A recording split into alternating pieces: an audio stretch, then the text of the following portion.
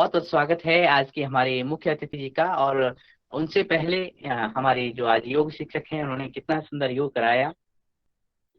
बहुत बहुत अभिनंदनीय। और हम आगे भी इस तरह से हम जुड़े रहेंगे। तो आज हमारी जो मुख्य अतिथि हैं एक नव युवती, एक जो हमारे किसान हैं हिमाचल प्रदेश से। क्योंकि कल हमारे मुख्य अतिथि कल के भी थे हिमाचल प्रदेश से। और आज की जो मुख्य अतिथि हैं भारती ठाकुर जी। और भारती ठाकुर जी हैं किथौल गांव की। किथौल गांव पड़ता है सोलन में। तो आपका बहुत बहुत स्वागत है भारती जी। और आप आज अपनी खेती के बारे में और अपने कार्यों के बारे में इस योगाहार के मंच से को अवगत कराएं। और आप इस मंच पर पुरानी सदस्य हो गई हैं, काफी दिन से जुड़ रही हैं। आपका योगाहार मंच की तरफ से बहुत बहुत स्वागत। सबसे पहले मैं रंजना मैम और दिनेश सर का धन्यवाद करती हूँ, जिन्होंने आज मुझे यहाँ पर बुलाकर बोलने का मौका दिया। और सभी साथियों को मेरा नमस्कार। मैं हिमाचल प्रदेश से भारती ठाकुर। जी भारती जी, 1 मिनट अपना वीडियो थोड़ा सा ऑन कर लीजिए, हो सके तो। हाँ जी मैम। हो सके तो, क्योंकि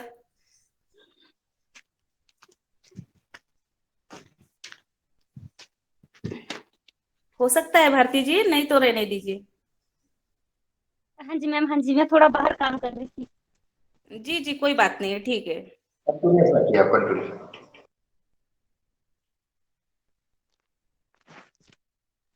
हाँ जी मैम, बोलिए।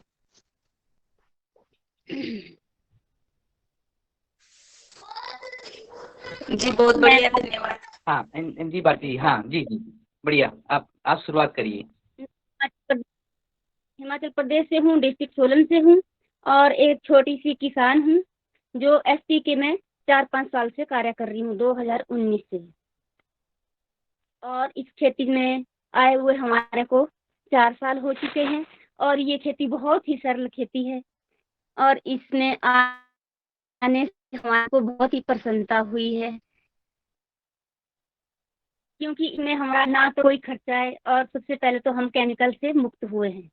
और हमारी भूमि भी बहुत उपजाऊ बन चुकी है, क्योंकि हमने पहले केमिकल से अपनी सारी भूमि को नष्ट कर दिया था। हमारे को गुरुजी ने जो भी शिक्षा दी, उस शिक्षा को लेकर हम और लोगों को भी सिखा रहे हैं। और हमारे यहाँ पर अधिक मात्रा में किसान बहनें 20-20 ग्रुपों में कार्य कर रही है। और आगे भी हम हर पंचायतों में जाकर किसानों को जागरूक कर रहे हैं। और हमारा ये मानना है कि हम आने वाले समय में हिमाचल को और पूरे भारत को केमिकल से मुक्त करवाएंगे। और जब से हम ये खेती कर रहे हैं तो हमारे को बहुत ही फायदा है, इसमें 2 गुनी हमारे को जो है पैदावार मिल रही है। और हमारे को रेट भी अच्छा मिल रहा है। पहले हमारे को रेट भी अच्छा नहीं मिलता था, हर तरह की बीमारियां लगती थी। और अब जो भी बीमारियां होती है उसके लिए हम पहले ही गौमूत्र से और जड़ी बूटियों से दवाइयां बना कर रखते हैं। और हम का को का इतने नहीं देखते कि हमारे टमाटर में या शिमला मिर्च में आएगी, हम चलते हैं। मतलब जैसे 8 दिन में हमने स्प्रे करनी तो हम 8 दिन से पहले ही स्प्रे कर देते हैं। और हम अपने घरों में गौमूत्र इकट्ठा करके रखते हैं, गंजीवा खाद बनाकर रखते हैं। और जितनी भी इसकी गौमूत्र से बनती दवाई है उनको स्टोर करते हैं। और जितने भी को जरूरत होती है उनको हम हेल्प करते हैं, उनको हम बांटते हैं, ताकि वो लोग भी केमिकल से फ्री हो जाए। और इस खेती को जब जब हम जब से करें 4 साल से, तो इससे पहले हमारे घर में जब केमिकल वाली खेती होती थी तो मेरे हस्बैंड ही इस खेती को करते थे, ताकि बच्चे और मैं तो जब स्प्रे करते थे तो खेतों में 4 दिन तक नहीं जाती थी, क्योंकि उसकी सुगंध इतनी खतरनाक थी और उससे एलर्जी हो जाती थी, सारी स्किन पे सर में दर्द हो जाती थी। और इस खेती करने से सबसे ज्यादा खेती में काम अब हमारे बच्चे और मैं ही करते, क्योंकि इसमें कोई भी हमारे को साइड इफेक्ट नहीं है, क्योंकि ये तो बहुत ही अच्छी खेती है, क्योंकि ये सारी गौमूत्र और गोबर और जड़ी बूटियों से बनी हुई खेती है।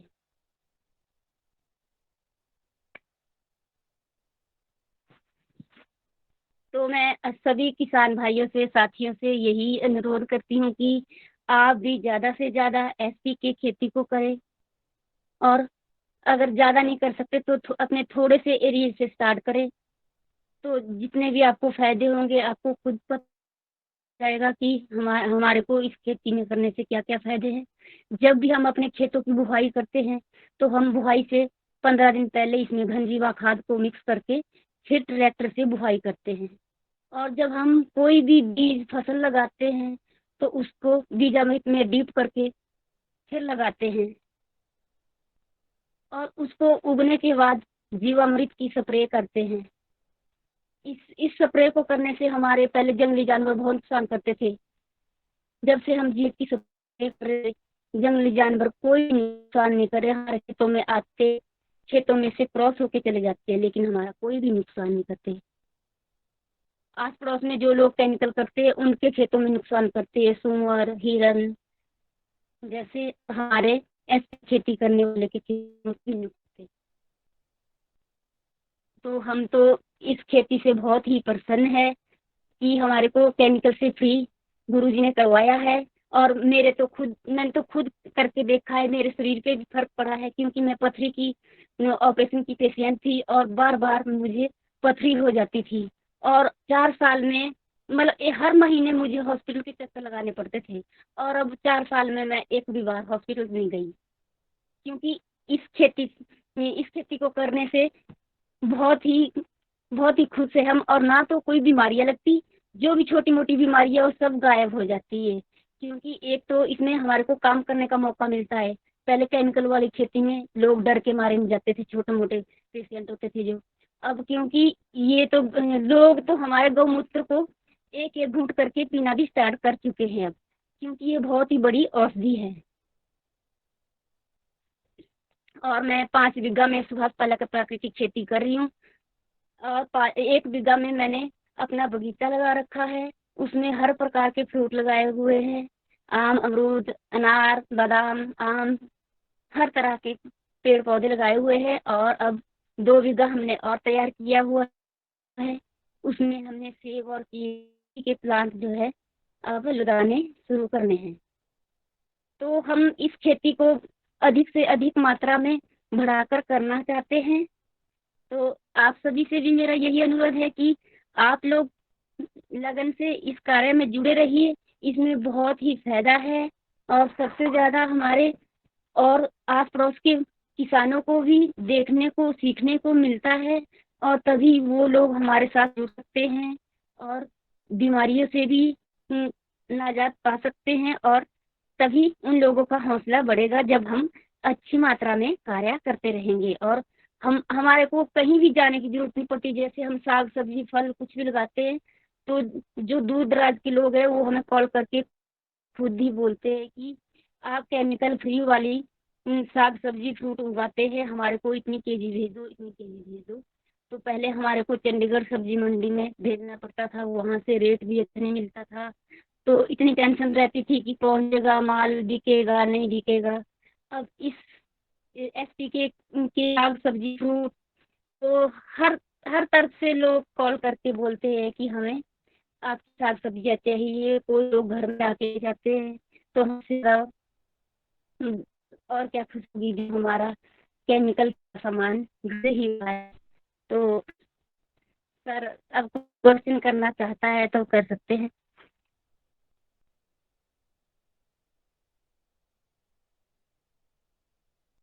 धन्यवाद आदरणीय भारती ठाकुर जी। आपका बहुत बड़ा लक्ष्य है कि हम कैंसर मुक्त हिमाचल प्रदेश बनाना चाहते हैं। लक्ष्य बड़ा होना चाहिए, परम पूज्य स्वामी जी कहते हैं, परम सिद्ध आचार्य जी कहते हैं कि लक्ष्य हमारा बड़ा होना चाहिए। आपका बड़ा लक्ष्य है और आप एक बहन होने के नाते फिर भी आप इतना लक्ष्य रख रही हैं। आपने अपील की है सभी हमारे किसान भाइयों से कि आप निश्चित कम से कम एक एक एकड़ में आप अपनी जैविक खेती करें। आपको बहुत बहुत शादबाद। हमारे सदन में उपस्थित अगर कोई भाई अपनी बात रखना चाहते हैं तो अनम्यूट करके सादर आमंत्रित है, अपनी बात रखें। आप हैंड भी कर सकते हैं, जिनको तो मैं आमंत्रित कर सकता हूं। आदरणीय भारती ठाकुर जी और हमारी योग की आज आदरणीय रंजू जी के लिए, और आप अगर कोई बात रखना चाहते हैं, करना चाहते हैं, तो सादर आमंत्रित हैं।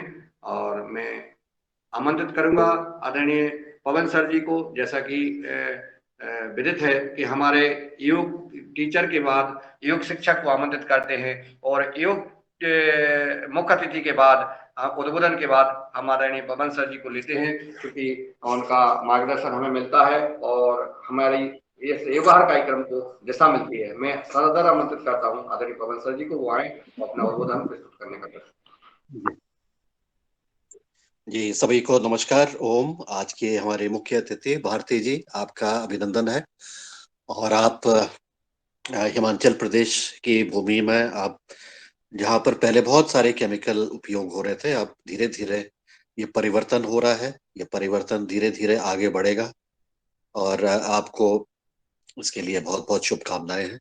आपने बहुत सारी चीजें बताई हैं और मैं विशेष रूप से प्रश्न ये पूछना चाहता हूँ कि कई बार हमारे साथी वैज्ञानिक और कई सारे लोग प्रश्न भी करते हैं कि जैविक खेती करने से, प्राकृतिक खेती करने से कीट और जो बीमारियां हैं,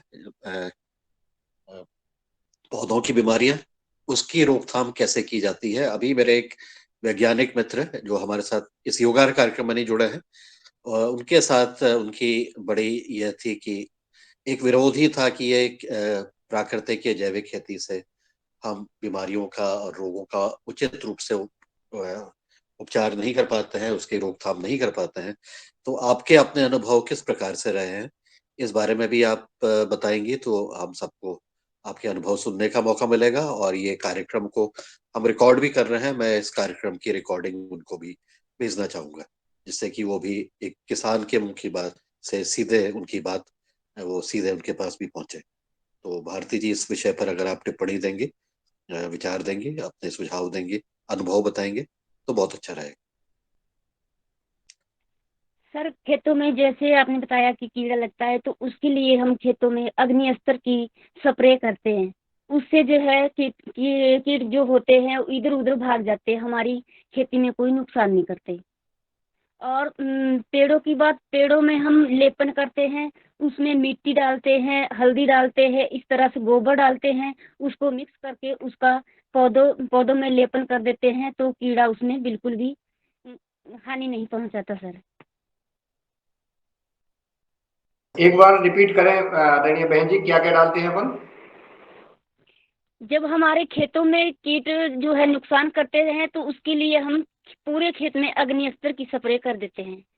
और पेड़ों में अगर कीड़ा नुकसान करे पेड़ पौधों में, तो उसमें हम लेपन करते हैं, उसमें मिट्टी मिक्स करते हैं मात्रा से कि कितने पौधों में हमने लेपन करना है, तो इसी हिसाब से हम मिट्टी, गौमूत्र, गोबर, हल्दी, इस तरह की चीजें डालकर अपने पौधों में 3-3, 4-4 फुट तक उसमें पूरी लिपाई कर देते हैं।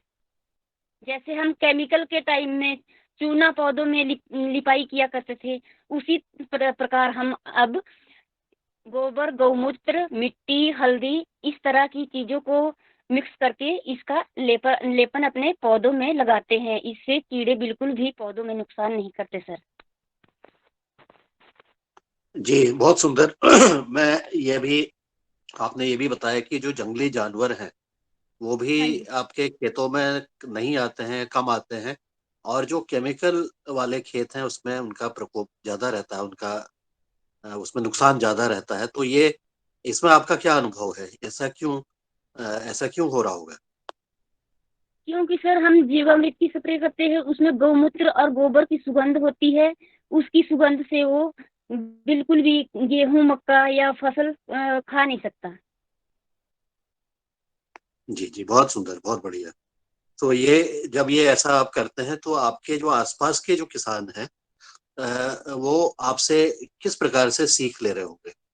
वो करके क्या उसको स्वयं उसको अपनाने के लिए इच्छुक हो रहे हैं, अपना लिया है, या उनके क्या प्रश्न है? हाँ जी सर, पहले से वो लोग हमारा मजाक उड़ाते थे कि ये लोग गौमूत्र की स्प्रे करते हैं, इससे क्या होगा। तो 1 साल तक वो देखते रहे कि हर तीसरे चौथे दिन ये स्प्रे करते रहते। तो सभी लोगों के जो है पौधा सूखने की बीमारी लगी और हमारा खेत बिल्कुल हरा भरा रहा। तो उससे उन्होंने सीखा कि हमने 15-15, 20-20 हजार का केमिकल लाकर जो है अपने खेतों में अपनी खेती को बचाने का मतलब जो है जोर लगाया। हमारी खेती फिर भी बच नहीं सकी। इन्होंने एक सिर्फ गौमूत्र से अपनी खेती को बचा लिया। तो तब धीरे धीरे करके हमारे से पूछने लगे, हमारे खेतों में आते रहे कि हमारे को भी इस दवाइयों के बारे में बताओ, सिखाओ। तो घर में जब भी मैं काम करती थी तो मेरे पास आकर बैठ जाना कि बताओ हमारे को कैसे कैसे आप बनाते हैं। तो वैसे ही हमारे को देख देख कर वो लोग भी इस खेती को सीख गए। और सर मैं ट्रेनर भी हूँ, 3 पंचायतों में किसानों को ट्रेनिंग देने जाती हूँ। और हमारे यहाँ से बहुत ही किसान जो है हमारे साथ जुड़ चुके हैं। 100 में से सर मतलब 60-70% तो एसपी के करते हैं सर, पूरी खेती में। चलिए, बहुत सुंदर है भारती जी, आपको अभिनंदन है कि आप न केवल अपने वहां पर काम कर रही हैं बल्कि अपने आसपास के जो कृषक हैं 3 न्याय पंचायतें जहाँ पर आप जाकर के और लोगों की जिंदगी में भी परिवर्तन कर रही हैं। हमें भारत को आगे बढ़ाने के लिए ऐसे ही प्रयासों की हमें जरूरत है। कृषकों ने भी प्रयास करना है कि वह अपने आसपास के कृषकों को और लोगों को एक डिमॉन्स्ट्रेशन के माध्यम से, एक प्रदर्शन के माध्यम से पहले स्वयं करें और उसका प्रभाव आसपास के कृषक भी उसमें जुड़ करके और फिर सीखें, पद्धतियां सीखें। और ये कृषक आपस में मिल करके अपनी एफपीओ बनाने का जो आजकल कार्यक्रम चल रहा है उस पर भी विचार करें। जरूरी नहीं कि एफपीओ बनाना ही है, लेकिन उसके ऊपर विचार करें, इससे हमें क्या फायदा होगा, क्या हमें सुविधाएं हो सकती हैं और किस प्रकार से अगर सरकार की कोई योजनाएं हैं उसके ऊपर हम उसमें हमें लाभ मिल सकता है। इस पर आप लोग भी विचार कर सकते हैं। महिलाओं का भी एक एफपीओ बना सकते हैं और अगर चाहें तो उससे फिर सरकार की योजनाओं के लाभ भी ले सकते हैं। लेकिन कम से कम एक काम तो आप लोग निश्चित रूप से कर रहे हैं कि अपने एक तो अपनी लागत कम कर रहे हैं, लेकिन उससे भी ज्यादा महत्वपूर्ण काम यह है कि आपने अपनी मिट्टी को बचा लिया, अपने अपने जीव जंतुओं की सुरक्षा कर ली और हमने अपने जो खाने के भोजन में जो विष आ रहा था उसको समाप्त कर दिया। अपने मिट्टी में पड़ने वाले विष के साथ जो पानी जाता है और उससे भी आगे नुकसान होता है, तो पानी को भी आपने थोड़ा सा सुरक्षित कर लिया। मिट्टी में रहने वाले केंचुए और छोटे छोटे जीवाणु जिनको हम नहीं देख पाते हैं, जो हमारे मित्र हैं, उनकी भी आपने सुरक्षा कर ली। हमें लगता है कि ये ज्यादा महत्वपूर्ण काम, ये अपना खाने से भी ज्यादा महत्वपूर्ण कार्य ये है कि हमने बाकी प्राणियों की भी हमने इस कार्य करते हुए रक्षा भी की और इससे हमारे सभी के लिए एक फायदे की बात हो गई। सब लोग इसमें जीत गए, सब लोगों की किसी की हानि नहीं। और इस प्रकार से आप लगे रहिए, इस तरह से कार्य करते रहिए। बहुत सुंदर प्रयास है। और हिमाचल के में रहने वाले जो हमारे साथी हैं बहुत मेहनती होते हैं, हमने अनुभव किया है। क्योंकि उत्तराखंड बिल्कुल लगा हुआ है, तो हम कई बार अपने राज्य की तुलना हिमाचल प्रदेश से करते हैं कि देखो हिमाचल प्रदेश में लोग इतने उद्यमी हैं और यहाँ पर हम लोग नहीं कर पा रहे हैं। लेकिन धीरे धीरे अब सब लोग आगे बढ़ते जा रहे हैं।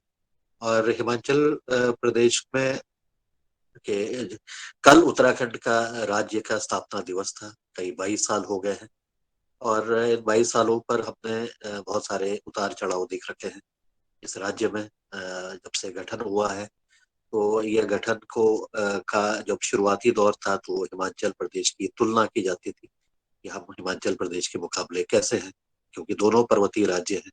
वो एक दूसरे की तुलना करके एक दूसरे से सीखते हुए, और बहुत सारे हमारे किसान हिमाचल प्रदेश भी गए हैं, वहां से सीखने का प्रयास किया है, समझने का प्रयास किया है। कई लोगों ने उसका क्रियान्वयन भी किया है।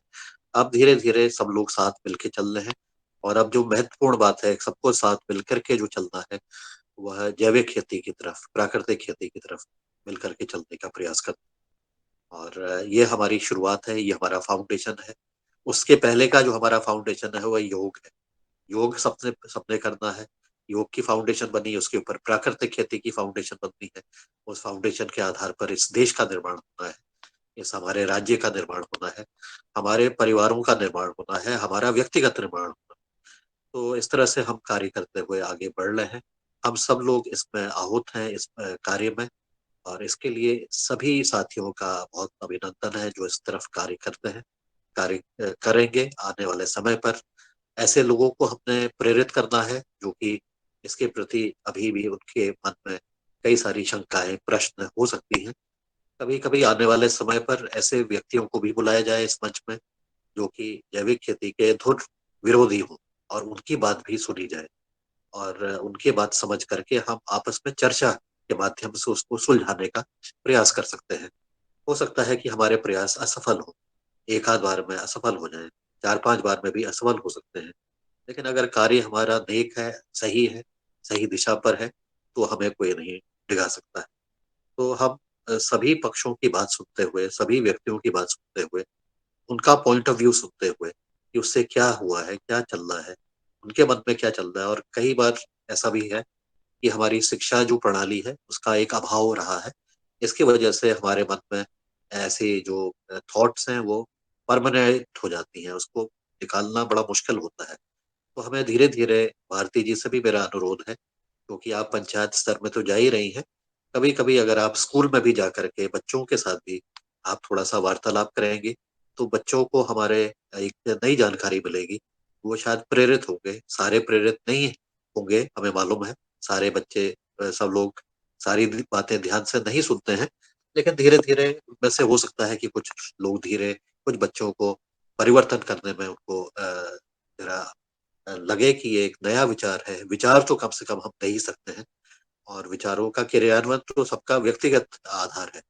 तो इस तरह से विचार दे करके बच्चों से, उनके मास्टरों से, टीचर से बातचीत करते हुए इस जैविक खेती का जो आपका कार्य है, जीवामृत बनाने का जो कार्य है, वो अगर आप बच्चों के साथ मिलके भी करते हैं, और वहाँ के आपके जो, जहाँ से आप जुड़ी होंगी, कृषि विभाग से जुड़ी होंगी, अन्य विभाग से जुड़ी होंगी, उनके साथ भी वार्तालाप करते हुए उनसे भी बातचीत करिए, और उनके माध्यम से शिक्षा विभाग में जाते हुए उनके साथ भी थोड़ा सा चर्चा परिचर्चा करते हैं, तो आने वाली पीढ़ी जो हमारी है उसको लाभ होगा। और उस बच्चों के जो हमारे समझ जाते हैं, वो अपने घर में भी अपने पेरेंट्स को जो केमिकल खेती करते हैं उनके अंदर भी परिवर्तन करने में सहायक हो सकते हैं, ऐसा मेरा मानना है। तो इस तरह से यह कुछ विचार हैं, और मुझे लगता है कि हमारे बहुत सारे साथी, हमारे किसान, हमारे अन्य साथी इस तरह भी विचार करें कि हम जो परिवर्तन की बात करते हैं उस पर हम बच्चों का योगदान लेते हुए किस प्रकार से उसको हम आगे बढ़ा सकते हैं। बहुत सरल तरीके आजकल हो गए हैं। हमारी टीम कल भी फील्ड में गई थी, गांव में गई थी, और किसानों को बिल्कुल बहुत सरल तरीके से समझाने का प्रयास करते हैं। दो तीन हमारे टूल हैं जिसको हमने फ्लेक्स में उतार रखा है। एक है किसान की यात्रा अजैविक कृषि से जैविक कृषि की ओर, अजैविक से जैविक कृषि की ओर। अब 9 सरल से कदम है, और किसी को कोई भाषण नहीं देना है, कोई लेक्चर नहीं देना है, कोई लंबी चौड़ी बातचीत नहीं करनी है। उनकी यात्रा को समझना है कि उनकी यात्रा क्या है, उनकी अभी वर्तमान में जीवन की यात्रा, कृषि की यात्रा क्या चल रही है। उसमें अगर वो परिवर्तन करते हैं तो कैसा, बड़ी सिंपल सी फोटो के माध्यम से इसको बताने का प्रयास किया है।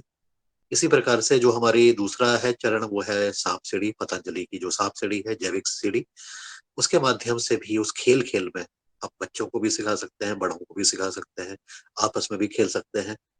उद्देश्य यह है कि चर्चा जरूर की जाए। चर्चा से विचार बनते हैं, विचार बनने के बाद उसके हमारे दिल में, दिमाग में घुसते हैं, उसके बाद हम क्रियान्वयन उसका करते हैं। तो ऐसे कार्य करते हुए हम लोग आगे बढ़ेंगे, और हमारे किसान धीरे धीरे, ऐसा लगता है कि उनको धीरे धीरे, और ये प्रक्रिया धीरे धीरे होती है, ये एक दिन में, एक लेक्चर से, एक ट्रेनिंग से कुछ नहीं होने वाला। इसको बारंबार, इसको जब तक के रिपीट नहीं किया जाएगा, बार बार नहीं बोला जाएगा, बार बार चर्चा नहीं की जाएगी, बार बार अनुभवों का आदान प्रदान नहीं किया जाएगा, सकारात्मक अनुभवों का, तब तक के वो हमारे मन मस्तिष्क में नहीं घुसेगा। और अगर नहीं घुसेगा तो उसका प्रभाव नहीं पड़ेगा, हम जो भी कार्य करेंगे उसका प्रभाव नहीं पड़ेगा। तो लेकिन धीरे धीरे ऐसा लगता है कि कुछ लोग परिवर्तित होते हैं, कुछ लोग परिवर्तित होकर के भारती जी की जगह अपने वहां पर काम करते हैं, उसका प्रभाव वो अपने आसपास के क्षेत्रों में भी कराते हैं। तो ऐसा करते हुए हम निश्चित रूप से शायद एक सही सही दिशा में आगे बढ़ रहे होंगे। लेकिन और भी तरीके हैं, केवल यही तरीका नहीं है, और भी तरीके हो सकते हैं, इससे बेहतर तरीके भी हो सकते हैं कि हम अपने कार्य की गुणवत्ता को बनाए रखते हुए उसमें गति देने का प्रयास करें। तो ऐसे कोई भी किसी के प्रयास हो, कोई विचार हो, कोई सुझाव हो, उसको सुनने के लिए भी हम तत्पर रहते हैं। और यही इस योगाहार कार्यक्रम में हम विचारों के आदान प्रदान से एक दूसरे की बात सुनते हुए, समझते हुए क्रियान्वित जब करेंगे तो उसको आगे उसका मुझे लगता है कि सकारात्मक प्रभाव होगा। तो आज के मुख्य अतिथि भारती जी के लिए अभिनंदन, हमारे योग शिक्षा के लिए बहुत बहुत अभिनंदन। इस कार्य में करने के लिए हमारे पीछे से काम करने वाले कार्यकर्ता जो रोज मेहनत करते हैं, रोज नए लोगों को लाने का प्रयास करते हैं, रोज नए मुख्य अतिथि से पहले वार्ता करते होंगे, योग शिक्षक से वार्तालाप करते होंगे, उनके साथ समय निश्चित करते होंगे, किसी का समय हो भी सकता है, नहीं भी हो सकता है। तो इस परिश्रम में बिहाइंड द सीन्स, पर्दे के पीछे रहने वाले लोगों का भी एक अभिनंदन का एक वो तो बनता ही है। और उस कार्य को करने के लिए, क्योंकि अगर वो ये कार्य नहीं करेंगे तो हम सब लोग वंचित हो जाएंगे।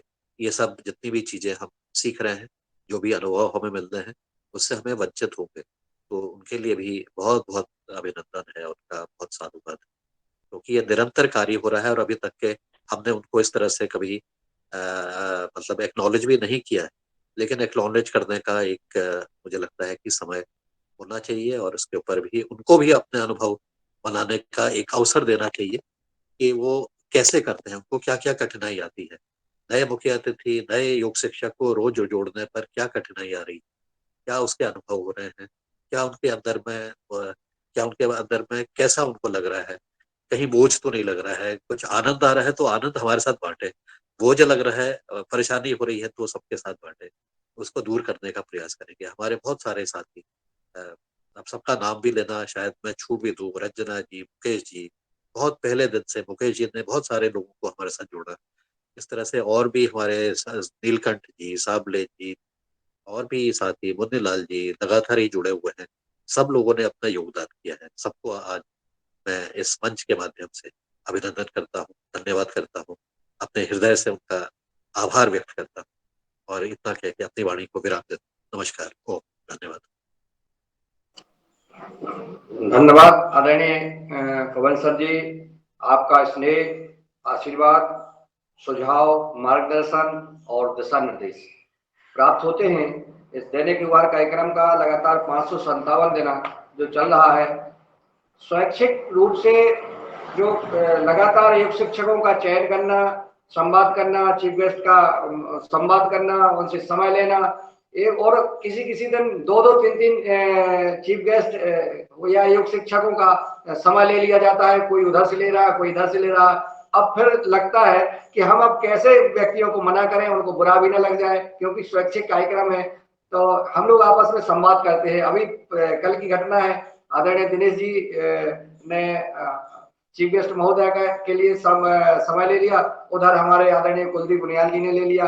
अब हमने चूंकि रंजना जी से संवाद किया, रंजना जी को ध्यान नहीं रहा, अब कैसे करें, क्योंकि हमारे महान पुरुष हैं, हमारे जो विद्वान हैं वो यहाँ समय देते हैं। तो इस प्रकार का जैसा आपने कहा है, ये बहुत पुरुषार्थ का कार्य और बड़े हर्षोल्लास के साथ, मन के साथ कर रहे हैं आदरणीय बहन रंजना जी, आदरणीय मुकेश जी, हमारे कुलदीप बुनियाल जी, दिनेश जी सेमवाल जी, और विभिन्न जो हमारे नीलकंठ सावले जी हों, चाहे पूर्णकाम जी हों, चाहे रवि आदित्य जी हों, चाहे भुवनेश्वर राय जी हों, डॉक्टर किशोर दुबे जी हैं, रघुवीर सिंह रावत जी हैं, डॉक्टर विनोद भट्ट जी हैं, विभिन्न हमारे लगातार शरद वर्मा जी हैं, रामकृष्ण रघुवंशी जी हैं, प्रदीप राज वर्मा जी हैं, रविशंकर मेहरा जी हैं, लगातार इसको सहयोग कर रहे हैं। आपने जो कहा है इनका अनुभव भी लिया जाए, निश्चित लिया जाए, क्योंकि हम जो पुरुषार्थ का काम जो लोग कर रहे हैं, जो बहुत ही अपूर्व अभूतपूर्व है, ऐसा कार्यक्रम अभी तो देखने को नहीं मिला है, जो स्वैच्छिक रूप से लगातार चल रहा है। सबको साधुवाद। और मैं चाहूंगा कि अगर किसी भाई बहन सदन में उपस्थित हैं, अपनी बात रखना चाहते हैं तो अनम्यूट करें और अपनी बात रखें। नहीं तो मैं आमंत्रित करूंगा आदरणीय डॉक्टर किशोर दुबे जी को, जो हमारे वरिष्ठ वैज्ञानिक है और लगातार शुरू से अभी तक जब से एक योगाहार कार्यक्रम चल रहा है तब से हमें मार्गदर्शन मिलता रहता है। और आपको मैं आमंत्रित करता हूँ, आप आए और अपना अनुभव शेयर करें और योग शिक्षक और चीफ गेस्ट की ऊपर उद्बोधन देने का। धन्यवाद मुन्नीलाल जी, आज की कक्षा बहुत अच्छी रही और आज के योग क्लास को आध्यात्मिक योग जैसा हम कहते हैं, जो अपेक्षा रहती है उस तरह से आध्यात्मिक परिभाषा के साथ साथ बहन जी ने योग किया, जो एक नयापन था और हमको सीखने को मिला और सभी को मतलब उससे प्रेरणा भी मिली। निश्चित रूप से बहन जी के और भी एक दो हम रखेंगे योगा क्लास, और जैसा पवन सर ने कहा है कि योगा पर चर्चा भी होनी चाहिए, तो उसकी जरूरत आज निश्चित रूप से हमें महसूस हुई और ऐसे शिक्षकों के साथ में चर्चा करने से निश्चित रूप से फायदा भी होगा। दूसरी बात, मुख्य अतिथि जो हिमाचल से है, उन्होंने जो बात कही वह भी निश्चित रूप से प्रेरणादायी है कि उनका अच्छा क्रॉप देख के बाकी किसानों को प्रेरणा मिली। बस यही, ये जो ऑर्गेनिक फार्मिंग का काम है, ऑर्गेनिक फार्मिंग का काम विस्तार करने का यही एक तरीका है कि ज्यादा से ज्यादा डेमोन्स्ट्रेशन इसके हो और उसके आजू बाजू के जो किसान हैं उनका मेले बोलो या उनको बुलावा बोलो, किसी ना किसी तरह से, चाहे वन भोजन के लिए हो, भोजन के लिए हो, कोई आध्यात्मिक प्रसाद के लिए हो, वहां पे बुलाया जाए। चाहे आरती हो, कुछ भी हो, छोटे मोटे 1 घंटे के 2 घंटे के कुछ आयोजन भी हो सकते हैं या एक दिन का आयोजन हो सकता है। और धार्मिक प्रथाओं को यदि उसमें जोड़ा जाता है, आरती है, पूर्णिमा है, जो भी है, तो उससे लोग आसानी से आ जाते हैं और लोगों की संख्या बढ़ जाती है। और उसी बहाने फिर अगर हम ये ऑर्गेनिक फार्मिंग के बारे में डेमो देते हैं, उसके बारे में जैसा कि बहन जी ने बताया कि वहां पे जीवामृत बनाने के उनको छोटे छोटे तरीके है, ऐसे कुछ देते हैं, तो निश्चित रूप से इसको हम बोलेंगे उसमें से 1% 2% भी लोग अगर सीख जाते हैं, तो 1 दिए से 2 दिए और 2 से 4, इस तरह से जो मल्टीप्लिकेशन की बात हम कहते हैं, तो उस तरह से उसके मल्टीप्लिकेशन हो सकते हैं। यह एक बुनियादी बात जो हमारे पवन जी बोलते हैं कि छोटे छोटे कदमों से, तो यही डेमोन्स्ट्रेशन का और लोगों को बुला के वो दिखाने का, उनसे चर्चा करने का, उनकी शंकाएं दूर करने का एक अच्छा तरीका हो सकता है। यह अनुभव हम सभी साथियों ने अलग अलग राज्यों में भी लिया है, अलग अलग जगह पे भी लिया है। अब इस मंच से मैं थोड़ा जो बात कह रहा था, हमारे मित्र रामकृष्ण रघुवंशी जी की बहुत व्यस्त रहते हैं। चकमक पत्थर के बारे में एक बार करीबन 1 आध महीने के पहले बात हुई थी, तो फिर दिवाली के बाद जो बात होनी थी वो शायद मतलब सभी कार्यमग्नता के वजह से रह गई है। कल मैंने प्रदीप जी से भी प्रदीप वर्मा जी से भी बात की, शायद वो इसमें जुड़े होंगे, तो कि मुन्नीलाल जी, मतलब हम आपको स्पेशली बोल रहे हैं कि ये जो आयोजन है, अगर आदिवासी लोगों के साथ में मिल मिलाप करने का, उनसे वार्ता करने का, तो उसके बारे में क्या हो सकता है वो कि ये मैंने प्रदीप जी से तो कल बात किया, तो उन्होंने बोला कि ठीक है, वहां पे अब एक ही आदिवासी है बोले जो बात कर सकता, तो उनसे तो मैं आज संपर्क करूंगा, तो ये एक बात हो जाएगी। और रामकृष्ण जी का मैं जिक्र करना चाहता हूँ, वो चकमक पत्थर के बारे में हमको बहुत ही मतलब ईगरनेस है। बीच में मैंने 2-3 जियोलॉजी के जो छात्र थे, और मतलब छात्र मतलब अभी छात्र नहीं है, वो बड़े बड़े पोस्ट पे है, उनसे भी मैंने संपर्क किया, लेकिन उनका कहना है कि भाई कॉस्मिक रेज निकलने का और वो ट्रायंगल बनता है, तो उसमें किस तरह से आप जो बोल रहे हैं, तो उस तरह से जमीन के अंदर तो कोई संभावनाएं बिल्कुल नहीं है।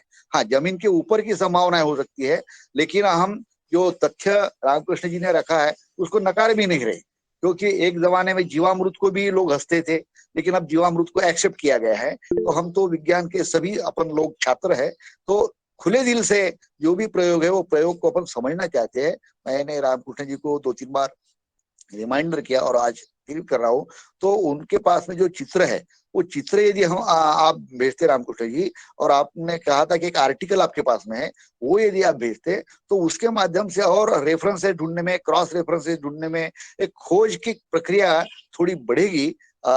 और इसमें आपका सहयोग हमको चाहिए। इस पहल के साथ में मैं मेरे वाणी को आज विराम करता हूँ। धन्यवाद। धन्यवाद आदरणीय डॉक्टर किशोर दुबे जी, धन्यवाद आपका।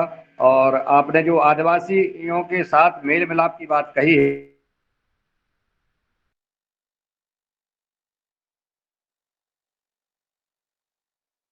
आवाज नहीं आ रही मुनिया जी।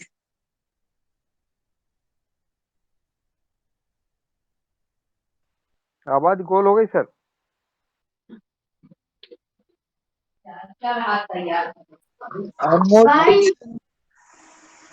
अनम्यूट हो गया, म्यूट हो गया, म्यूट।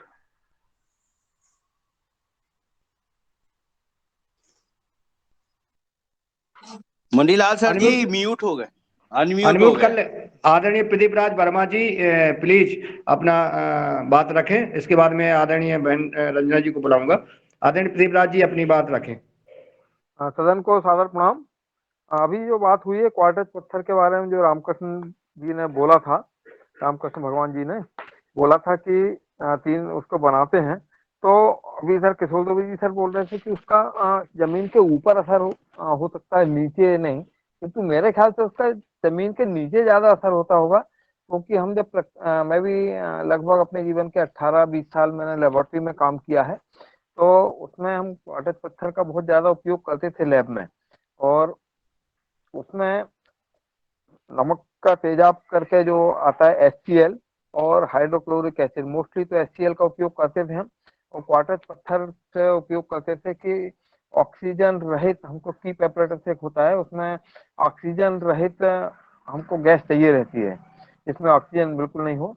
तो H2S मतलब हाइड्रोजन क्लोराइड गैस है, हाइड्रोजन सल्फाइड गैस प्रोड्यूस होती है। तो मैं समझता हूँ कि जब आदिवासी लोग का बहुत छोटा छोटा मामला रहता है, मतलब आधा एकड़, 1 एकड़, उससे भी कम उनके बगीचे वो होते हैं, और वहीं वो पूरा अपना गोबर का खाद डालते हैं। और गोबर डालते हैं, गोबर का खाद भी नहीं डालते हैं, वो तो सीधा गोबर ले जाके खेतों में डाल देते हैं। तो जब खेतों में मैं डाल देते हैं, तो मेरा ऐसा मानना है कि ताजा गोबर एसिडिक होता है।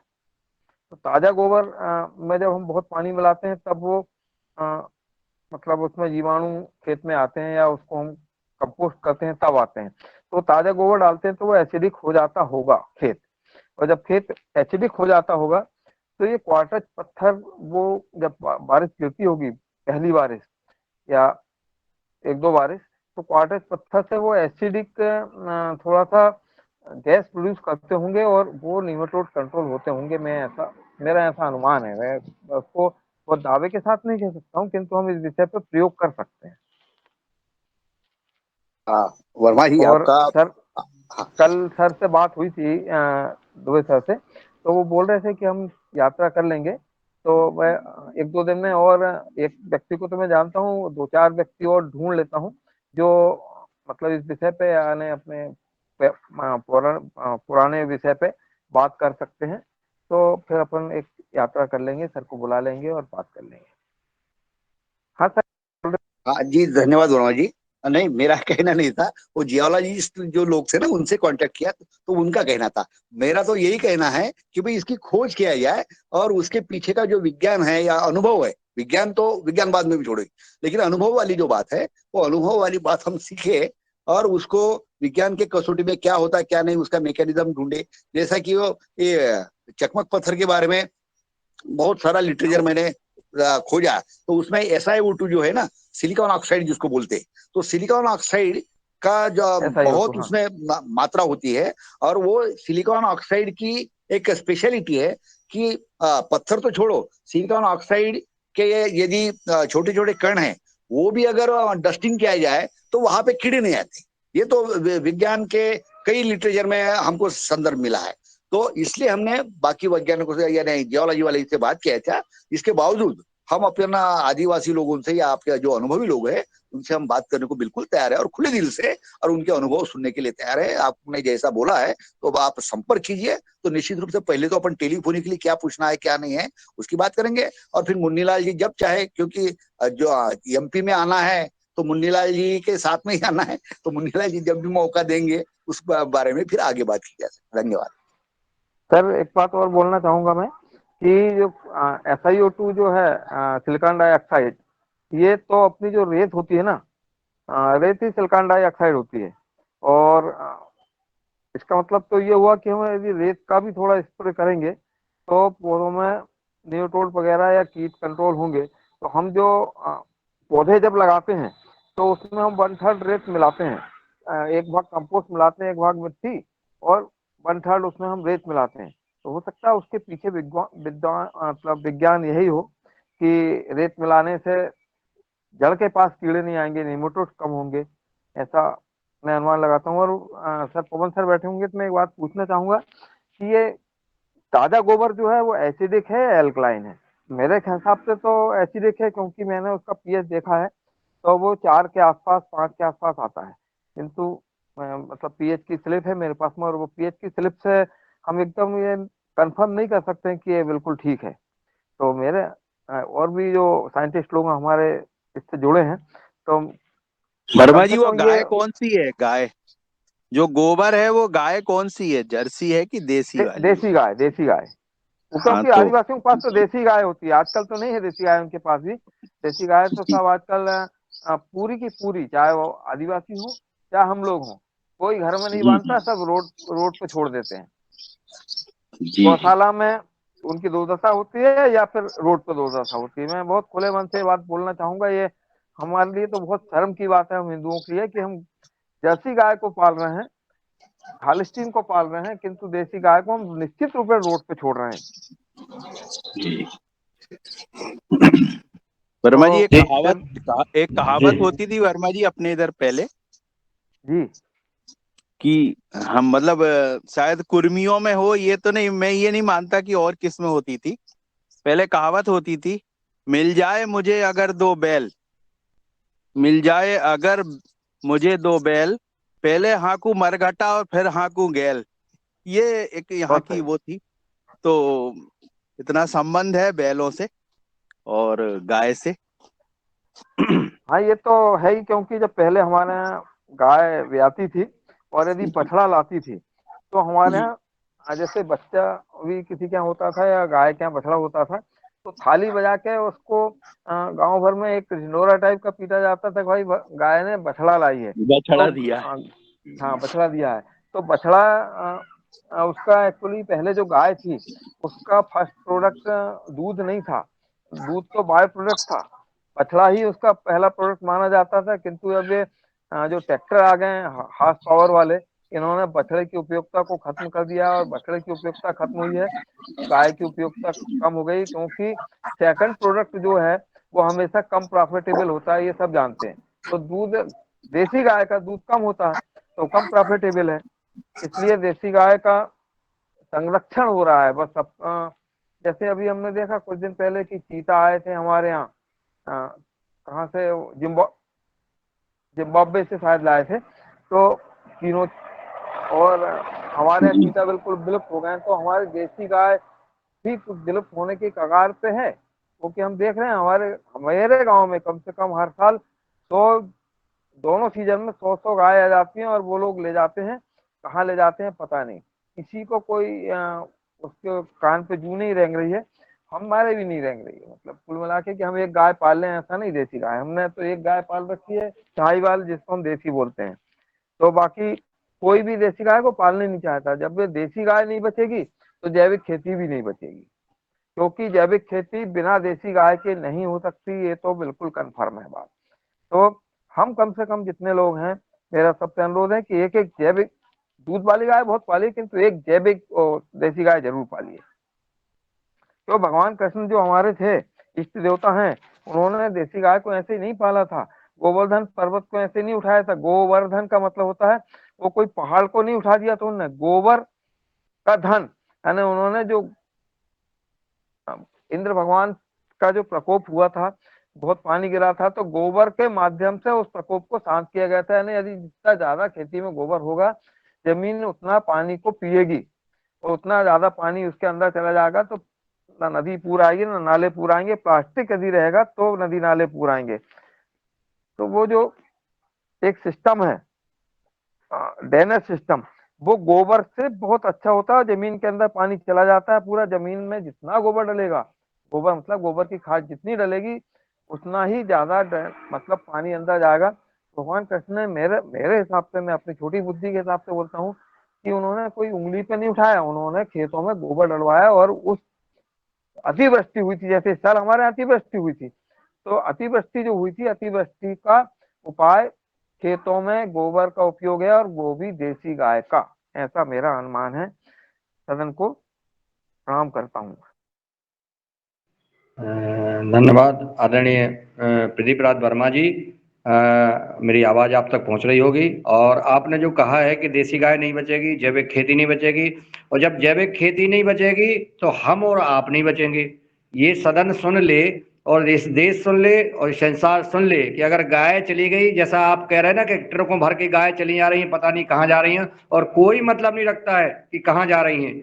और व्यक्ति कुत्ते पाल रहे हैं और कई कुत्ते पालते हैं और कुत्तों को इतना खर्च कर रहे हैं, खिला रहे हैं, पिला रहे हैं, और गाय के लिए जो है हिसाब किताब लगाते हैं कि गाय जो है कितना दूध देती है, गोबर देती है, गौमूत्र देती है। अरे भाई, गाय को पालो, बछड़े को पालो, एक हल रखो, एक एक एकड़ में जैविक खेती करो। और जो किसान भगवान कृष्ण का आपने जो बात कही है कि पहले नंद बाबा के धन क्या होता था, जिनके पास गाय हैं, कितनी गाय हैं उतना धनवान माना जाता था वो व्यक्ति। आज उल्टा हो रहा है, आज पैसे को धनवान मानते हैं। पहले जिनके पास गोधन था, और जो आपने गोवर्धन की बात कही है कि गोबर और धन, यही धन है। जिनके पास गोबर ज्यादा होता था वही धनवान होता था, और वही धन बताया, गोबर को ही धन भगवान कृष्ण ने बताया। तो शरद वर्मा जी बोलने के लिए उत्सुक हैं, मैं उनको आमंत्रित करता हूं कि वो आए और अपनी बात रखें। आदरणीय शरद वर्मा जी। सदन को कोटि कोटि प्रणाम। आज योगशाला बहुत अच्छी रही, बहुत अच्छे से बहन जी ने योग कराए थे। और उसके बाद जो बहन जी ने रासायनिक खेती का विरोध और जो बताया था कि खेती से कैसे कैंसर फैल रहा है और उसका कैसे निदान हो, वो भी बहुत अच्छा था। और आज वर्मा जी ने जो गाय की बात बताई वो भी मन को छू लेने वाली बात थी। और गाय के विषय में तो बहुत ज़्यादा मैं जुड़ा हुआ हूँ। गाय जो देसी गाय को बचाने के लिए सभी लोगों को बहुत प्रयत्न करना पड़ेगा। आज मुझे मतलब ये बताने में सदन को हो रहा है कि विदेश में जो 25-30 लीटर वाली जर्सी गाय होती है, वो हिंदुस्तान की एक गाय जो 2 लीटर देने वाली है उससे फ्री में बदलने को तैयार है कि आप हमें अगर एक 2 लीटर 3 लीटर की गाय देते हो तो हम भारत सरकार को 25 लीटर 50 लीटर वाली जर्सी गाय फ्री दे देंगे। यह है। और वहाँ पे रोक लगा दी गई है जर्सी गाय की। यानी आप ब्राज़ील में देखिए, ब्राज़ील में जर्सी गाय पे टोटल रोक लगा दी गई है कि कोई भी आदमी जर्सी गाय नहीं पालेगा, सिर्फ हिंदुस्तान की देसी गाय पालेगा। ये एक ब्राज़ील की कहानी है, अपने देश की नहीं है, अपनी देश की गाय है। वहाँ उन्होंने नियम बनाया कि जर्सी गाय कोई भी पालेगा नहीं, अपराध माना जाएगा और जर्सी गाय ही पाली जाएगी। और आज वहाँ ब्राज़ील से ज्यादा इंडियन गाय वहाँ पे हो गई। तो इस सदन को ये जानकारी देना था।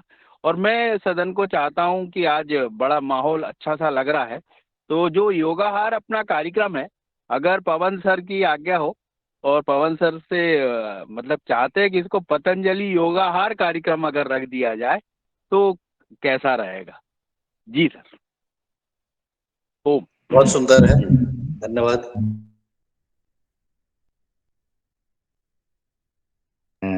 जी, आदरणीय शरद वर्मा जी ने प्रस्ताव रखा है कि क्या रिपीट करें थोड़ा सा, क्या मैं सुन नहीं पाया। क्या आदरणीय शरद वर्मा जी म्यूट हैं आप? पतंजलि योगाहार जो कार्यक्रम है, अच्छा, अरे बहुत पतंजलि योगाहार कार्यक्रम रखा जाए। बहुत सुंदर। और आदरणीय पवन सर जी ने बिना रुके हुए उसको मोहर लगाई है, तो परमिशन दे दीजिए। अरे वाह, आपके मन में जाने कहाँ से विचार आते हैं आपके मन में शरद जी।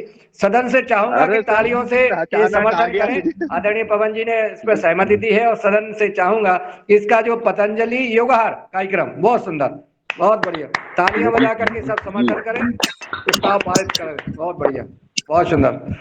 चलिए, आज एक प्रस्ताव पारित हो गया, पतंजलि योगाहार कार्यक्रम, बहुत सुंदर, ये अच्छा रहा। चलिए, और जी आदरणीय रंजना बहन जी को सादर आमंत्रित। जी, 1 मिनट और लेना चाहूंगा मैं। जी, स्वागत है सर।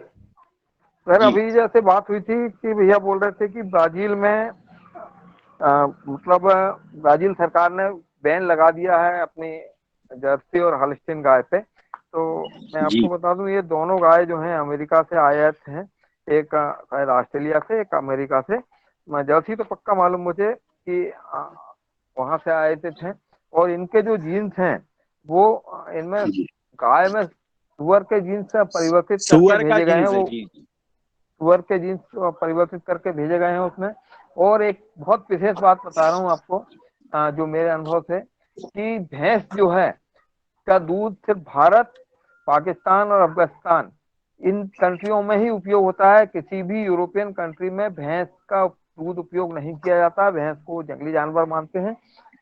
ये मेरे जो परिचित लोग, बच्चे लोग, मतलब मेरे दोस्तों के बच्चे लोग गए हैं, उन लोगों ने मुझे बताया है और मैंने पूछा भी है, उस पर कंफर्म भी किया है। तो भैंस और जर्सी गाय ये बहुत उपयोगी नहीं है हमारे लिए, क्योंकि मैंने देखा कि देखिए गाय जब जमती है तो उसका बच्चा 2 घंटे के अंदर उछल कूद मचा कर जमीन आसमान एक कर देता। भैंस के बच्चे को उस स्थिति तक आने में 5 दिन लगते हैं, कम से कम 5 से 7 दिन। तो वो, और हमारे योग शास्त्र में भी लिखा है कि भैंस का दूध यदि आपने उपयोग किया तो आप आलसी हो जाएंगे। भैंस आलस का पर्याय है, इसलिए देसी गाय जरूर पालिए। देसी गाय भले 1 पाव भी दूध देगी तो गोबर और गोमातर से जो 30 एकड़ खेती हो जाएगी आपकी, वो बहुत बेशकीमती है। और वर्मा जी के प्रस्ताव के लिए बहुत बहुत बधाई, धन्यवाद। पतंजलि नहीं आई थी बात, वर्मा जी के दिमाग में बहुत उर्वरक उनका दिमाग है, बहुत नई नई चीजें वहां पैदा होती हैं। बहुत बहुत धन्यवाद। बहुत बहुत साधुवाद आदरणीय वर्मा जी। और आपने जो ब्राजील देश में बैन के लिए बात कही है कि जर्सी गाय पर बैन है, और आदरणीय पृथ्वीराज वर्मा जी ने कहा है कि पाकिस्तान, अमेरिका और भारत में सिर्फ जो है भैंस का दूध उपयोग किया जाता है, बाकी अन्य विषयों में जो है अन्य देशों में भैंस का दूध भी प्रयोग नहीं किया जाता है। तो होलिस्टियन जर्सी गाय, इनका हम हमें बिल्कुल बहिष्कार करें। और जो विदेशी विदेशी कल्चर है, विदेश वालों की चाल है कि हम 25 लीटर दूध वाली जर्सी गाय हम भारत को दें और उनकी देसी गाय हम लें, यानी भारत में वो जर्सी गाय भेजना चाहते हैं। यहाँ भारत के जो जवान, भारत के हौसला वाले व्यक्ति हैं, चाहे वो शरद वर्मा जी हों, चाहे पृथ्वीराज जी हों, चाहे रघुवंशी जी हों, चाहे कोई भी हो, सभी लोग जो है गाय का दूध पी करके, चाहे रंजना जी हों, चाहे मुकेश जी हों, योग कर रहे हैं और मस्त हैं। और यही विदेश वाले जो है विदेशी गाय भेज करके हमको कमजोर करना चाहते हैं, भारत के लोगों को कमजोर करना चाहते हैं। विदेश वालों को हमने देखा कि वो अगर धूप में जाते तो छाता लगा के जाते, पैरों में मोजा पहन के जाते, और कितने मासूम होते हैं, कितने नाजुक होते हैं। और भारत का बच्चा देख लिए, मासूम बच्चे धूप में और जमीन में और जैसे चाहे गोबर में खेल रहे हैं, और उन्हें ना कोई जरूरत है, ना कोई टीका, ना टिप्पणी, ना डोज, ना कुछ की नहीं, और मस्ती के साथ लड़ रहे हैं। देखो, जानवरों से लड़ते हैं, शेर से लड़ते हैं। इतिहास है भारत का, यह भारत के इस ऊर्जा को खत्म करने की बहुत बड़ी साजिश है। इसलिए हमारे देश को अब देसी गाय के लिए बहुत बहुत ध्यान देना चाहिए। हमारी गाय विदेश में कटने ना जा पाए, देसी गाय का संरक्षण हो, यह सरकार के ऊपर हमें दबाव बनाना चाहिए। होलिस्टियन और जर्सी गाय का टोटल बहिष्कार होना चाहिए। आदरणीय दिनेश जी सेमवाल जी ने भैया, अपना, जी आदरणीय, अभी आप बोल रहे थे अमेरिका में नहीं है, वो अफगानिस्तान अच्छा, है। अफगानिस्तान है, सॉरी। अमेरिका में तो भैंस का बिल्कुल ही उपयोग नहीं है। अच्छा अच्छा, बहुत बढ़िया, बहुत बढ़िया। जी आदरणीय दिनेश जी सेमवाल जी सादर आमंत्रित है।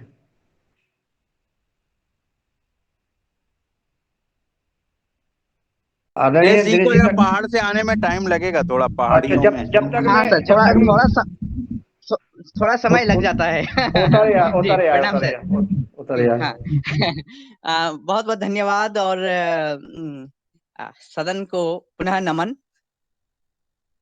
सबसे पहले तो जो प्रस्ताव है हमारी ये कार्यक्रम का, पतंजलि योगाहार, तो शरद जी को बहुत बहुत धन्यवाद कि आपने ये टैग लाइन दी है, और आदरणीय पवन सर जी ने इसमें सहमति जताई, सभी ने सहमति जताई है। दूसरा ये कि जो आज के हमारी योग शिक्षिका हैं, उन्होंने बड़े ही आत्मिक रूप से योग कराया, मनोयोग से योग कराया। और हमारी आज की मुख्य अतिथि भारती जी बहुत ही अच्छा कार्य कर रही हैं और अन्य महिलाओं को, जो महिला किसान हैं, उनको प्रेरित कर रही हैं। और जब मैं इनके अन्य साथियों से भी बात करता हूँ तो वो कहते हैं कि बिना गाय की तो खेती नहीं, और गाय भी देसी गाय। वही चर्चा आज ये आगे बढ़ रही है, और आगे बढ़ी तो कि हमारी जो देसी गायों को संरक्षण मिले।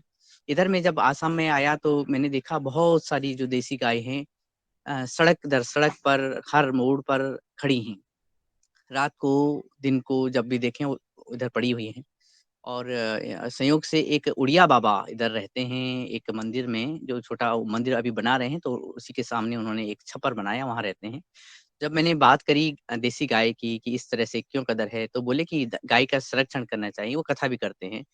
लेकिन कह रहे थे कि विडंबना ये है कि मेरे जो परिवार हैं, 2 बेटे हैं, उन्होंने भी जर्सी गाय रखी हुई है।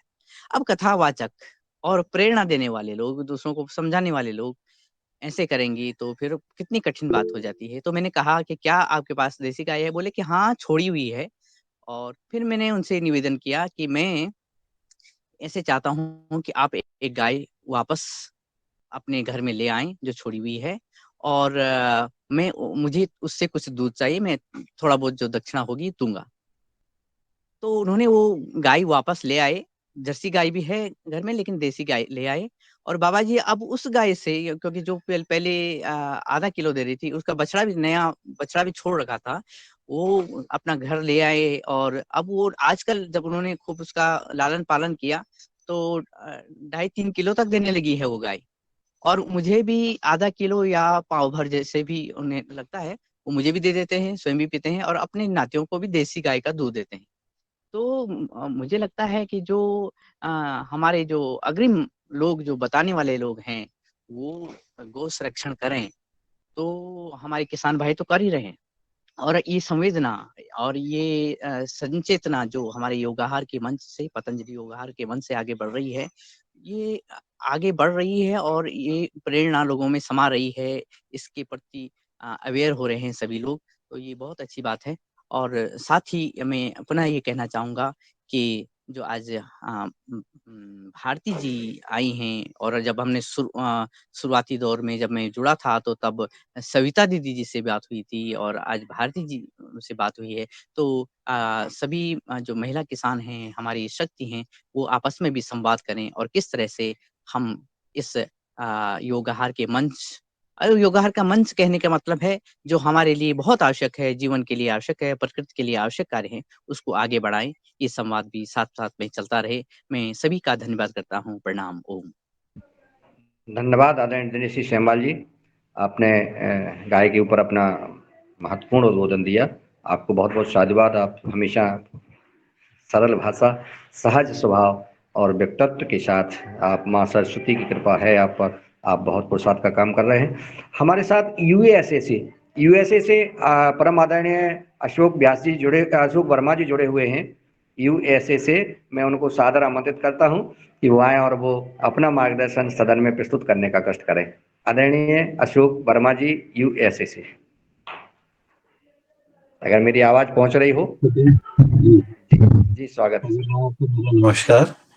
ये जैसे प्रदीप वर्मा जी ने बोला, बतलाया हमको कि हमारे देसी गाय को पालना चाहिए, ये निश्चित रूप से बहुत अच्छी बात है।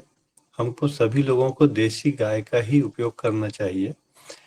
और जैसे यूएस में देसी गाय तो नहीं, लेकिन गाय का ही दूध उपयोग होता है पूरे यूएस में। यहाँ पर भैंस या किसी दूसरे जानवर का, वैसे थोड़ा बहुत बकरी का, ऊंट का ये दूध भी मिलता है, लेकिन 99% गाय का दूध ही यहाँ पर मिलता है, और लोग गाय का ही दूध उपयोग करते हैं यहाँ पर।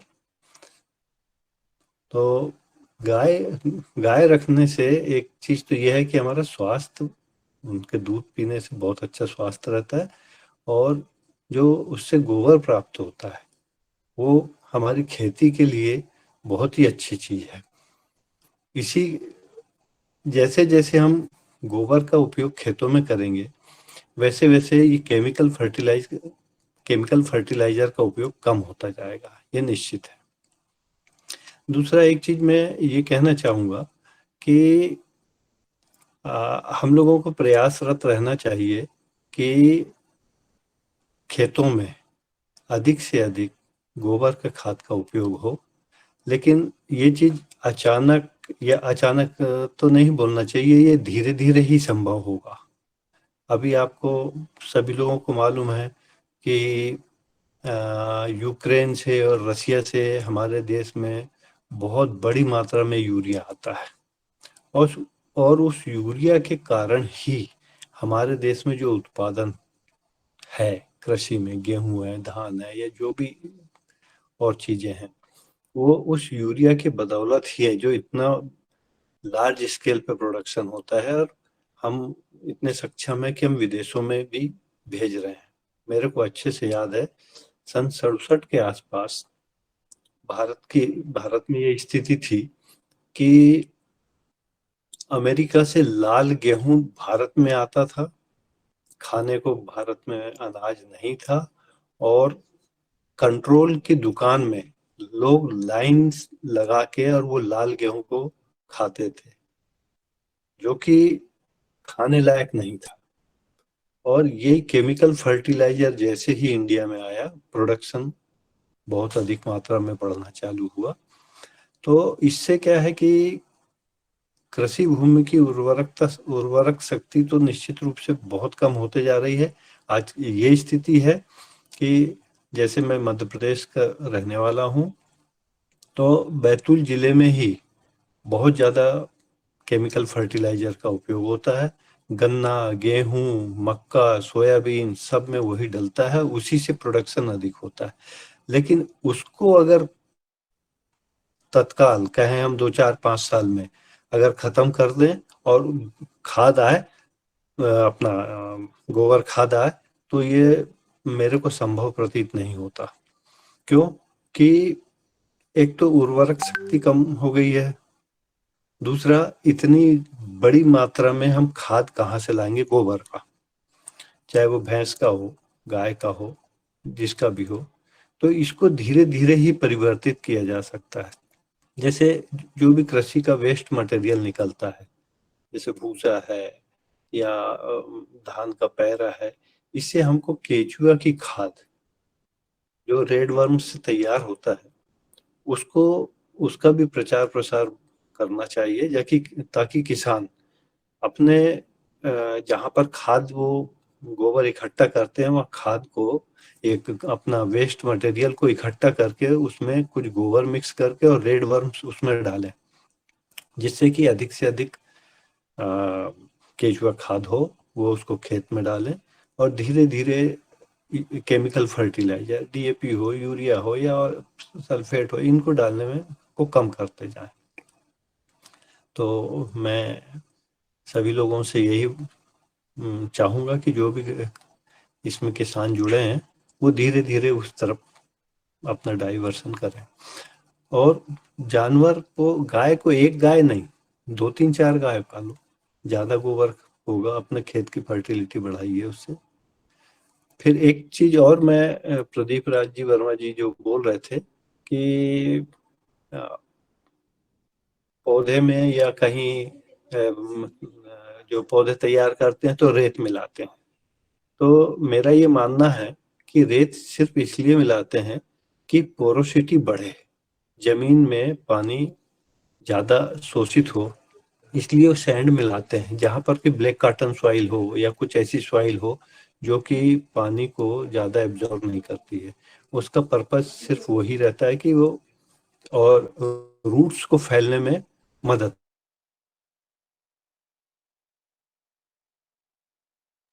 होगा, तो पौधे का विकास उतना अच्छा होगा। पौधे का विकास अच्छा होगा तो उस अगर फल वाला है तो फल अधिक देगा। बस मैं इतना ही कहना चाहूँगा। बहुत बहुत शानदार मुझे समय देने के लिए। जी जी धन्यवाद। 1 मिनट और लेना चाहूंगा सर, मैं एक अपना अनुभव शेयर करना चाहता हूँ गाय के ऊपर। एक मिनट और लूंगा, आज बार बार सदन में आ रहा हूँ तो बाकी लोगों डिस्टर्ब ना हो। मैं ये देख रहा था कि कुछ दिन पहले मुझे श्वास, मतलब पिछले साल कोरोना हुआ था ना, तो अभी 1 महीने पहले मैं देख रहा था कि मुझे बहुत ज्यादा श्वास की प्रॉब्लम आ गई थी, बहुत ज्यादा। 10 भी सीढ़ियां चढ़ता था तो हांफने लगता था। मैंने अपने योगाहार कार्यक्रम के बाद, आज के जो कार्यक्रम हुआ था ना उसके बाद में, तो मुझे बहुत ही ज्यादा प्रॉब्लम आ रही थी। तो मुझे एक तो मेरे बच्चे से मेरी बात हुई तो उसने बोला पापा आप डेली दौड़ना शुरू करो, थोड़ा बहुत 10 कदम भी दौड़ोगे तो धीरे धीरे करके आपका इम्प्रूव होगा। रामदेव जी हैं तो मैं हमारे रांची में तो मैंने लाइव आप लोग भी वो तो मैंने शुरू किया ही, किंतु एक सज्जन और हमारे रामदेव जी हैं मेरे यहाँ। जी जी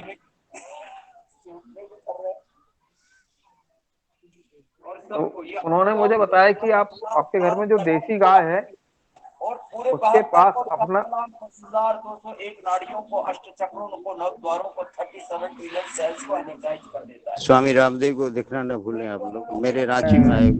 हाँ सुना दीजिए, वहीं लगा दीजिए अपना मोबाइल, परम पूज्य स्वामी जी को सुना दीजिए, बहुत सुंदर। तो गला रुधराया लोगों, किसी को खांसी खुर्रा हो रहा है, किसी की गंगा यमुना बह रही है और सरस्वती निकलने की तैयारी है, तो अनु पे रोज नाक में डाले।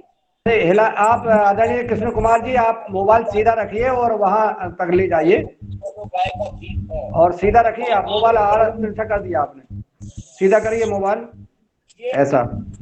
हाँ बिल्कुल, और इस तरह रखिए, आप इस तरह रखिए, थोड़ा आगे और चले जाइए। फिर आड़ा कर लिया आपने मोबाइल क्यों घुमा रहे हैं आप? किसी प्रकार का रखिए, बस बस ठीक है। हाँ चले जाइए आगे, कोई नहीं रोकेगा आपको। अगर रोके तो बता देना मुझे। हाँ ऐसा सामने लगा दो, बढ़िया, बस बस यही। हमें भीड़ नहीं दिखाओ, स्वामी जी को दिखाओ बस। स्वामी जी को दिखाइए, स्वामी जी को, सिर्फ स्वामी जी को दिखाइए। आप अपनी तरफ मत करिए, स्वामी जी की तरफ मोबाइल करके बैठ जाइए, खड़े रहिए। खड़ा मना कर दिया किसने? जी इतना कर ले। ये 17 स्टेप योगा हर कार्यक्रम बात करवा दीजिए मेरी। कौन कहना ये योगा हर कार्यक्रम लाइव कार्यक्रम चल रहा है भाई।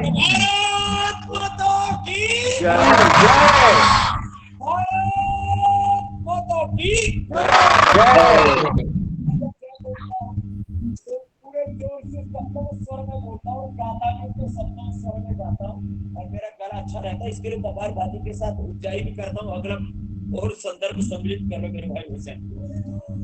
सर आप वो म्यूजिक के लिए जैसे हम आप क्या करते हैं?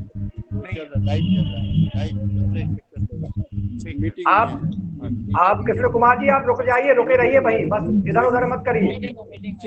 बस ठीक है, आप ले नहीं, हम नहीं हिलाने, आप लोग जाइए ना। नहीं मैं आपको बोल रहा हूँ, आप कोई नहीं बोलेगा। खड़े रहिए आप, बस आप घुमा रहे ना इधर उधर, बस खड़े रहिए आप, बस इतना ही करके।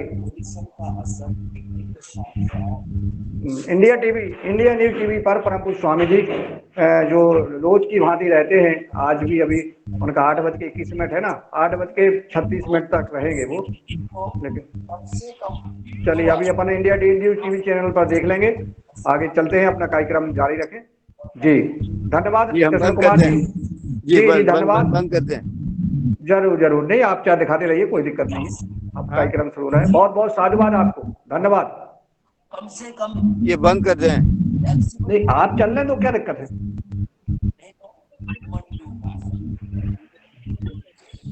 जी जी हाँ आदरणीय, चलिए साफ नहीं दिख रहा है ना, तो अपनी योगाहार कार्यक्रम जारी रखें।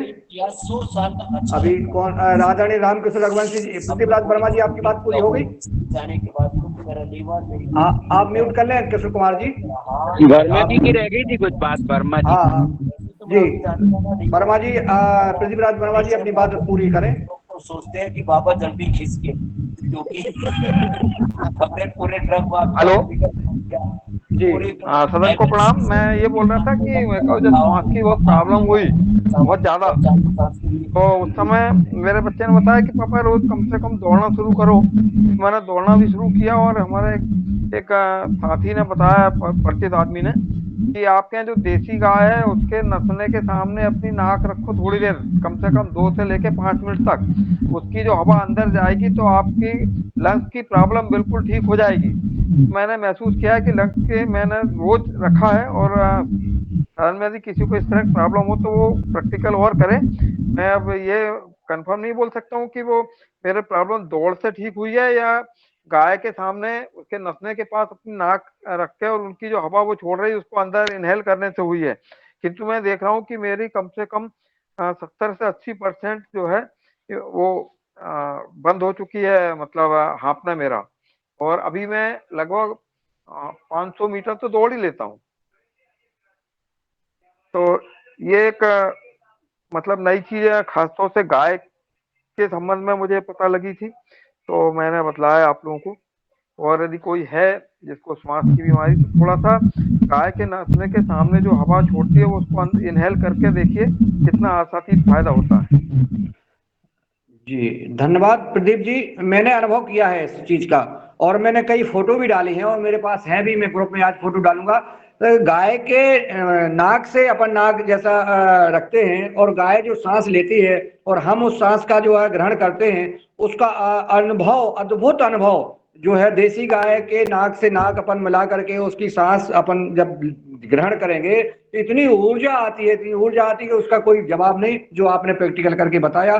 सदन आज इसको ध्यान, जिनको श्वास की बीमारियां हैं, जिनको श्वास की बीमारी है, वो निश्चित कमजोरी है जिनको, वो निश्चित गाय के साथ बैठे, उन्हें सहलाएं और उनके माथे पर अपना मुंह रख करके उनकी सांस के साथ वो सांस ग्रहण करें, लाभ मिलेगा। आदरणीय रामकृष्ण रघुवंशी जी को मैं सादर आमंत्रित करता हूं कि वो आए अपनी बात रखें।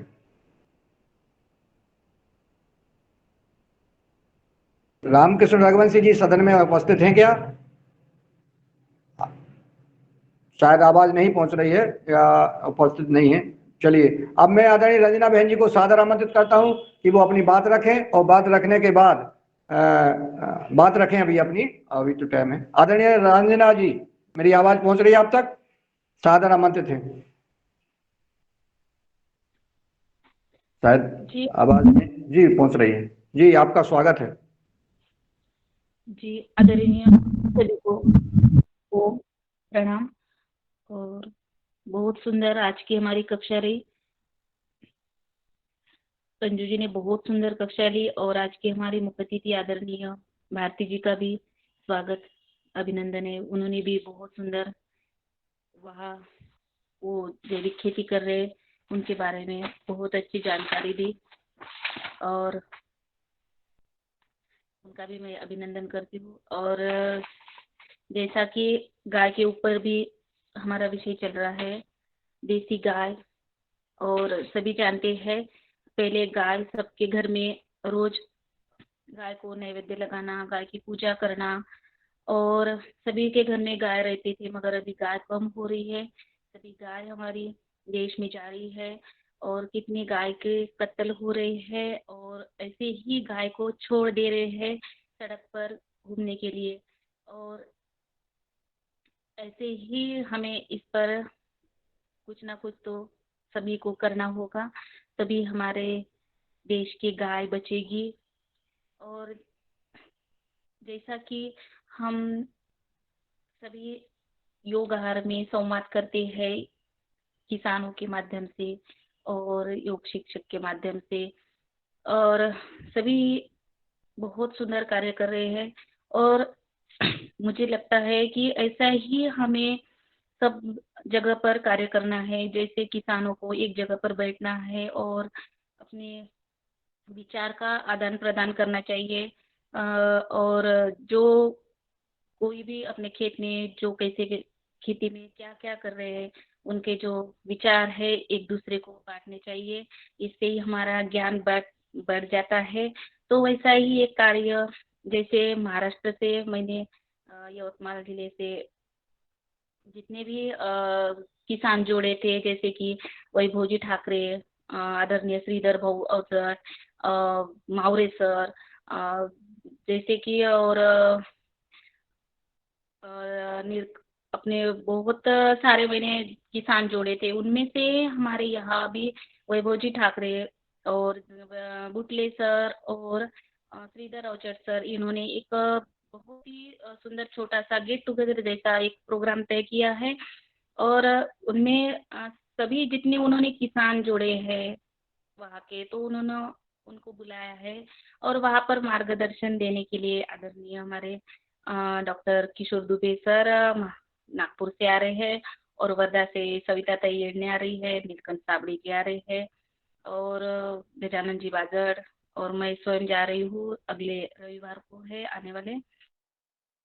तो ये देखते हैं, एक छोटा सा ही है वो, वैभव जी हर जगह पर एक छोटा सा प्रोग्राम तय करते हैं, तो एक आनंददायक वन भोजन भी होगा और एक छोटा सा प्रोग्राम हम सभी मिलकर आनंद लेंगे। और इससे ही आने वाले महाराष्ट्र में एक प्रोग्राम हमें भी करना है, वैसे उसके बारे में भी हम उस पर डिस्कस कर लेंगे। बस यही कहना था सभी को। ओम नमस्कार।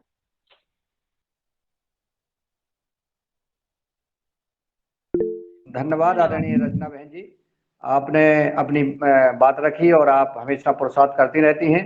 आपके प्रोत्साहन को नमन करता हूं और मैं आशा करता हूं कि इसी प्रकार से सभी हमारे दैनिक वगैरह कार्यक्रम में भाई बहन सहयोग करते रहें। आज लगभग समय हो गया है, मैं दिनेश जी सेमवाल जी को सादर आमंत्रित करता हूं कि वो आए और आप सबका आभार ज्ञापित कर आज के इस व्यवहार कार्यक्रम में प्रभु स्वामी जी को देख रहा हूँ।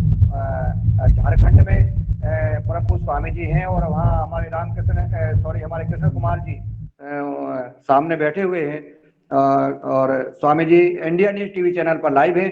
हम 8:30 बजे अपनी क्लास समापन करने के बाद हम फिर इंडिया न्यूज टीवी चैनल पर प्रभु स्वामी जी को सुनेंगे। आदरणीय दिनेश जी सेमवाल जी को सादर आमंत्रित करता हूँ और सभी को पतंजलि व्यवहार कार्यक्रम आज नामकरण होने के लिए श्रीद वर्मा जी के प्रस्ताव के लिए और आदरणीय पवन सर जी के समर्थन के और सदन ने सबको ताली बजा करके समर्थन किया, इसके लिए बहुत बहुत साधुवाद, सबको हार्दिक शुभकामनाएं, बधाई।